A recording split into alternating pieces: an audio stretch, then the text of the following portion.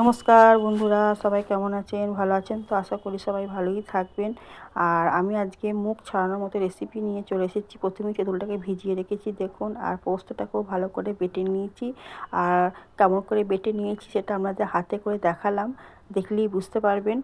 আর কড়াইতে অল্প পরিমাণ তেল দিয়েছি। টকে কিন্তু বেশি তেল দেবেন না, যে কোনো টকই হোক না কেন সবসময় চাইবেন টকে কম তেল দিতে, কেন তাহলে অনেক দিন ধরে থাকবে। যে কোনো আচার করতে গেলেও কিন্তু কম তেল দেবেন।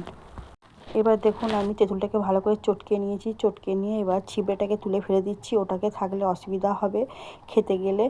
আর এটাকে ফেলবেন না, এটা ঠাকুরের বাসন মাজার কাজে লাগিয়ে দেবেন। কোনো জিনিসটাই কিন্তু ফেলার নয়। যাই হোক, এটাকে আমি ছেঁকে নিলাম। এবার আমার তেলটাও এদিকে গরম হয়ে গেছে, পোস্তটা দিয়ে দেব।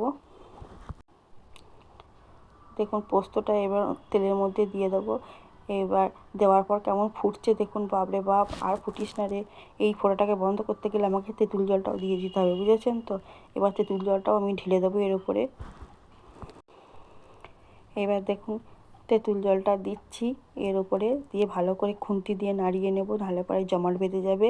এটাতে কিন্তু খুব কম সময়ের মধ্যে হয়ে যাবে, এটাতে কোনো খাটনিও নেই জানেন। এবার খুন্তি দিয়ে ভালো করে মিশিয়ে দেব। আর এটা খেলে কিন্তু মুখটা একদম ছিঁড়ে যাবে, কেননা আমাদের বাড়িতে সবাই এটা খেতে ভালোবাসে। হ্যাঁ, আর তোমাদেরও দেখবে খেতে খুব ভালো লাগবে জানো এটা। আর জ্বরের মুখে তো এটা খুবই ভালো লাগে। আমার শরীরটা এখন ভালো যাচ্ছে না, একটু জ্বর জ্বর ভাব আছে, তাই মনে করলাম এটা করে খাই আর তোমাদেরকেও এটা রেসিপিটা শেয়ার করি। এখন না ওয়েদারটা চেঞ্জ হচ্ছে, সবারই ঠান্ডা লাগা জ্বর এটা তো রয়েইছে।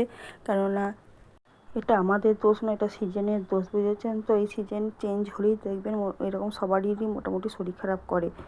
যাই হোক, আমি অল্প একটু নুন দিয়ে দেবো। টকে কিন্তু বেশি নুন দিয়ে ফেলবেন না, অল্প নুন দেবেন আর অল্প হলুদ। এখানে যেটা লাগে বেশি করে সেটা হচ্ছে চিনি। আর যারা মনে করবেন টক টক খাবো তাদের, একদম যারা টক খেতে পছন্দ করেন তাদের জন্যে এতটা চিনি লাগবে না, তারা অল্প চিনি দেবেন। আর আমরা একটু বেশি মিষ্টি খাই জানো তো, সেই জন্যে একটু বেশি মিষ্টি দিয়েছি। আর এটাকে এবার শুধু পালা হচ্ছে যে আমাকে একটু জলটা মেরে দিতে হবে, আর কিচ্ছু না। আর এটাতে খাটনিও নেই, 2 মিনিটে ম্যাগি মতনই সময় লাগে। এইবার দেখুন এটা আমার গাঢ় হচ্ছে আস্তে আস্তে।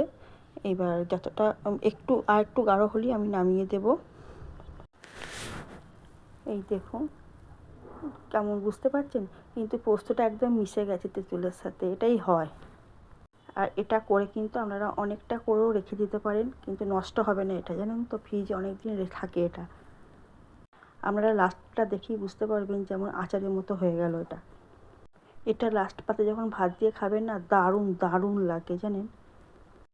আমাদের তো বাড়ির সবার খুব ভালো লাগে, জানি না, কিন্তু আশা করব আপনাদের সবারও ভালো লাগবে। আর এই ঠান্ডা লাগার মুখে বা জ্বরের মুখে এটা তো একদম অমৃত, এটা দিয়েই ভাত খেয়ে নিতে পারবেন।